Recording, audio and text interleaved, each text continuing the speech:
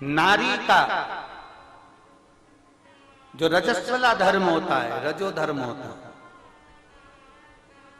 नारी जो 7 दिन 5 दिन कार्य नहीं करती, रजो धर्म का जो उसका समय होता है, रजस्वला समय होता है, उस रजस्वला समय में कभी नारी के कोई प्रॉब्लम आ जाती है, कोई प्रॉब्लम आ जाती है, कोई परेशानी आ जाती है, कभी गर्भाशय में गांठ पड़ जाती है, कभी उसका रजो धर्म नहीं आ पाता, कभी रजो धर्म आता है तो निरंतर आता है। तो उस समय पर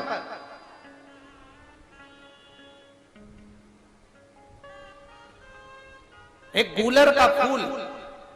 एक घंटी वाला जो देवी जी को फूल चढ़ता है, जायसोन का बोलते हो, गूलर का बोलते हो, जिसका भी आप फूल बोलते हो, पुष्प लाल कलर का होता है, उसमें एक घंटी जैसा होता है, उसमें छोटे छोटे दाने से निकले होते, केवल एक पुष्प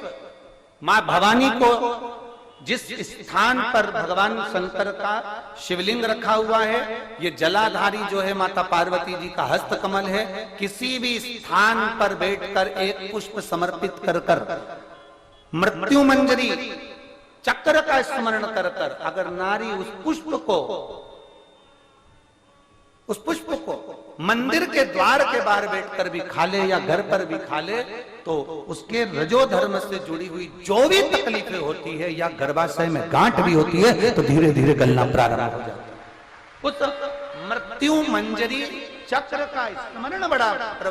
ये थोड़ा सा लोगों को लगेगा, बताओ महाराज जी कहां का विषय लेकर बैठ गए, पर संपूर्ण भारत की मेरी जीजियों के लिए ये प्रयोग बहुत जरूरी,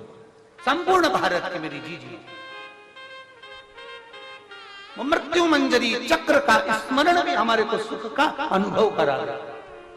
एक नारी के जीवन को सुखता प्रदान करता, आनंदता प्रदान करता। जैसे संतान नहीं होने पर आप सफेद आंकड़े की जड़ बांधते हो, कौन सा नाम लेते हो?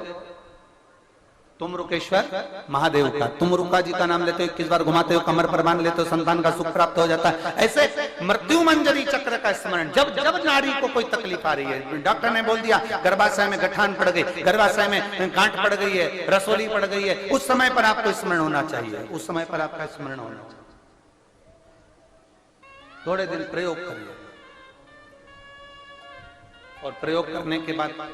पत्र में लिखकर भी भेजना कि फल उसका फर्क पड़ा कि नहीं पड़ा। हमको भी तो मालूम पड़े कि हम जो शास्त्रों में पढ़ते हैं उसका जो रसतत्व निकालते हैं आप तक पहुंचाते हैं उसका फल क्या मिला, हमें भी तो मालूम पड़े।